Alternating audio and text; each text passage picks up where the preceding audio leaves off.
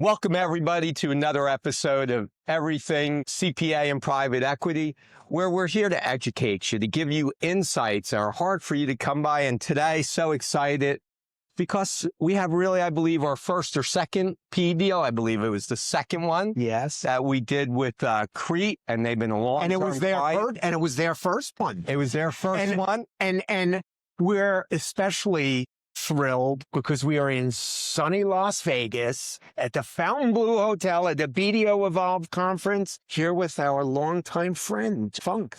How you doing, Phil? Well, we're so excited. We're so excited to spread that message because although we know all about Crete, I think the world considers everybody PE and everybody the same as generic out there. So why don't you share a little bit about what is Crete and is it private equity? Crete PA is kind of a vision of a way that, we need to cut. We just start right from there.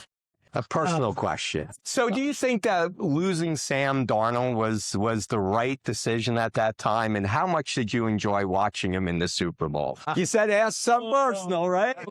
I mean, it hurt really. I mean, after the one good year, paying him $30 million felt like a big number, but the fact is in the NFL, if you don't have a quarterback that's capable of playing at a high level, you're never going to win. So you know who feels even worse than you? Me and every Jet fan out there who saw him for 4 years be ineffective versus you at least had one good year. Yeah. So, let's talk a little bit about Crete. In today's world, I think people look at the Cretes as one flavor and everything is the same and it's these new people in the market. Yes, because as a matter of fact, one of the things that we do, even the title of our show, Everything CPA and Private Equity, everyone lumps private equity into one bucket, but there's family offices, there's wealth management firms, there's venture capital. And there's Crete. So Crete is a holding company that is designed to embrace the profession and embrace the entrepreneurial spirit of the profession in that we give you what we call the T's and C's, which is talent, tools, technology, collaboration, cross-selling, and capital to help fuel your, we are not a licensed CPA firm ourselves. We are a holding company that lets accountants do accounting, and we will take care of things that the accountants have to do as partners in the firm. Isn't the highest and best use of their talents and time. And so, tell us a little bit more about the differences between Crete and a typical private equity firm. So at Crete, we use the term partner equity because we're a platform where if you two own the firm and we wanted to partner with you, we create a new partnership and we will own a percentage of that partnership, and you will own a percentage of that partnership. The traditional private equity model is that somebody would partner with you, maybe let you keep your brand and your name, but the fact is their holding company owns 100% of that firm's interest. And if you do have any equity, it's going to be at their holding company level. Wait a minute. You said if you do have any equity, do you mean that there are opportunities for firms out there where they do a deal with someone like a Crete, but different, but they don't get any rollover equity? They don't get rollover equity. They typically don't get rollover equity in their own firm. So if there's a platform firm and that firm is partnered with 30 other firms, they will end up rolling their equity into that platform, and their firm will be one of 30. And if they were all equal-sized firms, basically 96, 97% of your financial outcome would be dictated by the results of the other firms, where we want to embrace the entrepreneurial spirit, and your results will be dictated by your financial outcome at the end with your rollover equity gets dictated by the results of your firm moving forward. And here in Vegas, the perfect analogy is, do you want to be part of what I'd call the PE blackjack tip jar? Where you're one of 30 blackjack dealers. At the end of the night, they throw all the tips together into one. And regardless of if you had great service and somebody else didn't, everybody's going to split those tips based on some predetermined percentage. And that is how a typical private equity fund across all industries, not just accounting, typically would work. I love that analogy. And now I'm going to ask an unscripted question. Oh, boy. So 4 years ago, you called me, right? It was like 2022. January of 23. 23. So why did you call me? So first, our firm went through a proposed transition to a larger firm, and everything about it made my stomach a little churn. We were a firm, average age of 5 partners is 45 years old. We had clients that we could no longer service because they had grown too much. And we thought maybe we needed to join a larger firm. And in, November, December of 2022, we went through the process, and the options it was like selling your soul to the devil, but you didn't even get paid for it, because that's the way the structure of the deals work. Like, give me your firm and I'll pay you in 20 years when you leave. But in the meantime, you don't get any cash down. Maybe you get to keep your accounts receivable. So I had a client that was doing something different with unit level ownership, where they were giving entrepreneurs the ability to maintain ownership at the local level. They had the ability to have access to national resources. And then from a valuation standpoint, something accountants haven't really thought about before, they would get a platform level valuation for their retained ownership. And I knew that if we could give accountants the opportunity for these 3 attributes, that there would be huge appetite. But they weren't doing this in the accounting arena. Right? No, they weren't doing any accounting, but I went to them and I said, if you want to build this in the accounting, it will work. And that was the premise. Were you right? I mean, there's no blood on my hands yet. And if it's okay, so you've been at this for like 3 years. You've amassed how many platform firms, and what are your total gross revenues? So we've done 48 transactions, but today we operate 29 accounting firms. So 19 of those firms were at the point in their life where they just weren't going to be able to grow and do what they wanted. So they joined other firms as a tuck-in. But we have 29 operating firms today, and last month our trailing 12-month revenue was a shade over 500 million of revenue. Wow, in 3 years. Yeah, August of 23 was the origination. Yes. I mean, amazing. I was at that first meeting. I happened to be at that first meeting. You had something. And it's amazing from sitting with that group of partners where Crete was at 0 to be at 500 million. Yeah. Awesome job. So tell me a little bit more, though. I know that you're different than P. Also, your cap stack is different, right? Your timelines are different. Why don't you share a little bit about that? Yeah. So when we say we're partner equity versus private equity, most private equity groups have a fund timeline that at some point, 7-10 years down the road, they're going to liquidate. They have an obligation to their investors to liquidate. Obligation. So what that means is if you have a 7-year timeline, first 1, 2, 3 years, you might do things to invest and create, either they work or they don't work. But once year 3, 4, and 5 come around, you're minimizing expenses. You're making different decisions because you want your EBITDA to be as high as possible. So because you have a liquidating event coming up, you do not do what's best for the business long term. So it starts to be competing forces that end up can harm the business in the long term. We're building something. We have a capital structure where we have no forced liquidation date. We want to build a firm for the next 10, 15, 20, 30 years.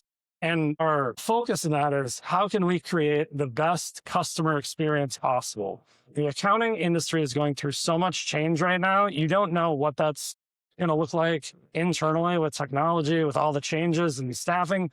But we do know that if we create the best customer experience possible, that Crete will be an entity that can stand the test of time. Now, you just mentioned we don't know what's going to happen with technology. Why don't you tell us a little bit about it? So you were doing this maybe, I don't know, for a year, 15 months, and you had some amazing partners come in. Why don't you do some sharing about that? Yeah, so we partnered with that first firm in August of 2020. Over the next 6 months, we saw this disparity of tech stacks. And then we saw vendors come out of the woodworks, and there was probably 100 different vendors trying to sell us tools to be more efficient. And we quickly came to the conclusion that we were not the right people to be evaluating these tools, to know if they were backed by the right people, what their roadmap was, whether they were going to be something that truly changed the profession. So we've tried to find the most influential people in that tech space as we could, and we ended up partnering with Thrive Capital and Bessemer Venture Partners. And who are they? Thrive is the second largest open investor in OpenAI behind Microsoft, and Bessemer is a technology venture capital fund focused on project management systems. And one thing is, in the accounting industry, the project management system should be the source of all truth, but there are lots of different engines with lots of different abilities, and most accountants don't even use them to their fullest extent. So those were the two areas of transformational technology that we needed help. So we partnered with them. And today, if you fast forward a year and a half later, we have Thrive engineers that would never come work for an accounting firm that work at Thrive on the accounting firm project, but they get the badge value of working for Thrive, and they come in and they sit next to our accountants and they say, what are you doing on a day-to-day basis over and over and over? And then they go back and try to design it. And then a week later, they might send them a tool that does that. And there's constant feedback back and forth. So instead of having to create a product, try to go to market, try to sell it, have a 6-month trial, come back and fix it, there's like constant dialogue back and forth because there's an instant customer to use it. And I'm sorry to cut you off. As I mentioned, we're at BDO Evolve, and I just came out of a session where your CEO, Steve Stagner, was talking a little bit about Thrive and all this tech-forward stuff you're doing. And one of the things that really struck me is he said, you don't force your firms to adapt. It's not compliance with anything. It is playbooks and not rule books. Playbooks and not rule books. So exactly. Commitment and not compliant. Commitment's much different than compliance. Yeah. So first, we're a combination of 29 firms. What works well in one area may not work well in another area. And who are we to come in and tell you, this is the way you have to run your business? So, but we are in the background and we want to create enterprise-grade solutions for any problem that an accounting firm may have. And then if you have that problem or you have, we have these case studies, and all of a sudden we can show you that if you do A, B, or C, the results will be D, E, and F, and we've done it 5 times with other firms. Are you interested? If your firm's performing, you're not interested, you don't have to do it. But at some point, our hope is that, if using the technology that Thrive created to self-populate and review a tax return just by scanning in the documents cuts your prep time in half by 80%, why wouldn't you want to try it? You just said something that I have not heard before. I know there's companies out there that will do compliance and preparation work. You said prepare and review. Tell me a little bit about that, prepare and review. I'm getting a little out of my area of expertise here. We got to bring in those with somebody else.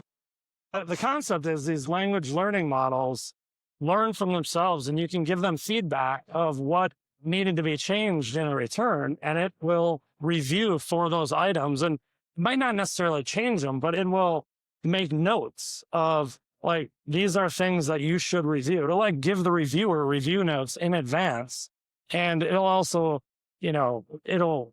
pending, like one of the huge items is pending lists, right? Yeah. It'll populate a tax return, and then it'll email the preparer a pending list of everything that was in last year's return that's not in this year's return in a format that they could forward to a client. But maybe you review it first, something went away, whatever. As a preparer, your client, but, just different layers that you can add on this that'll do nothing but create a better client's experience. So I'm going to oversimplify it, but it sounds like what you're telling me, and you're a CPA, so you'll understand this. If I were an investor in a natural gas drilling and there was intangible drilling cost, if I were a general partner, I could deduct that above the line and reduce my AGI. But if I was a limited partner, I couldn't. Are you telling me that whoever's reviewing that return could type into whatever that large learning model is? If the K1 indicates a general partner, then it's above the line deduction. Otherwise, it knows it already. I think conceptually, yes. I mean, you're talking about passive versus active, yes. With the general unlimited. So, it'll prompt you like, are you sure this is a limited partner that should be passive and stuff like that? But amazing. You're getting into. So I'm sorry to get geek out. So let's talk about, I was at that first meeting with RBB. It's been a couple years now. Talk about, from Dave, who is the managing partner's perspective, how has partnering with Crete impacted his future? I mean, it's been a huge impact for RBB. They were a pretty traditional accounting firm that had approximately 20 million in revenue. And they had 11 partners that each had $1.5 million to $5 million books of business, kind of ran independently. And what partnering with Crete has done is they've done a handful of those tuck-ins that I talked about. Their revenue today is approximately about $45 million. But more importantly, they tucked in those firms. Those clients got dispersed amongst their employees to give their employees more opportunity in advance as the firms that they've tucked in have people retiring. And then being of a larger scale of size has allowed them to bring on a COO, a CFO, head of tech and a head of HR that run those divisions, and the partners themselves don't have to worry about those things anymore. And now they can scale on even more inorganic growth. They have the infrastructure built now. We built that as they've gone from 20 to 45 million. Over the next 3 years, they're going to go from 45 to 100 million. That infrastructure is there. And Dave's life is actually going to get easier, not harder, even though the organization is 5x as big as it once was. So were they a typical firm where partner number one was overseeing HR, partner number two was overseeing IT, someone else was focused on marketing, and they weren't really able to do what they really went to school for, which is accounting, servicing clients, going out and developing business, and not, spending 300, 400, 500 hours on administrative work? Two things there. You're hitting one of my topics that I talked about. You know what accountants are good at? Accounting. You know what accountants like doing? Accounting. You know what they don't like doing? Everything. Anything else. And so partnering with Crete does two things. As you grow, you can build the infrastructure inside. And then we also have, a C-suite of people as a resource that would be highly paid consultants in their industries as it relates to those different areas that can be resources for those local firms that they would never be able to afford on their own. You just wouldn't allocate, that type of resource across 6 different areas in your average, 20, 30, $40 million firm. And they probably didn't have the bandwidth to also, help with the implementation and just make things happen internally. Sure. So this was great and so nice having you on with us. It's always great to see you. Is there, as we wrap this up, right, tell us a little bit more about Crete, or are there any other points you'd like to share with our audience? I think the underlying theme is that Crete is designed to embrace the entrepreneur. We want to maintain the local ownership, the local management, the local culture, and the playbooks and not rule books is designed that you can run your firm and have the entrepreneurial spirit. And then if there's going to be some change, we will help you with that change. We've done it before. We'll do it multiple times before it might get to you. There's 29 opportunities to implement a new practice management system. And then at that point, you raise your hand and say, yes, I want to do X. Guess what? You're committed. You're not doing it because we forced you to do it. You're doing it because you believe in it and you want to do it. And then we'll go through that process and journey together. And as a leader, forcing somebody versus getting somebody to commit, life is much easier with the commit end of things. And it sounds like you're saying something that we frequently say at Whitman Advisory. It's your life. So it's almost like you're saying, is this something you want to do? Yeah. I want to give the practitioners in the industry freedom. We're going to take freedom of what today is 80% of time, I think, is devoted to recording the past and 20% is to shaping the future. I think that's going to reverse. And in 5 years, you're going to let computers do what computers do. And 20% of the human time is going to record the past, and 80% of the human time is going to be about shaping the future. And that ultimately comes back to the customer experience. They're going to get more value. Well, just want to say a big thank you to Crete. Big thank you to you, Josh. We appreciate you. It's been a great journey seeing you and participating in that journey as well. For our subscribers, big thank you for spending some time with us today. Like us, subscribe if you have any questions, and we love getting questions because we're here to help. And, this is what we do, and this is what Phil does every day. Probably met with 40 managing partners this month, including these couple days at BDO. For our audience, go crush the day. Josh, thank you. Phil, thank you.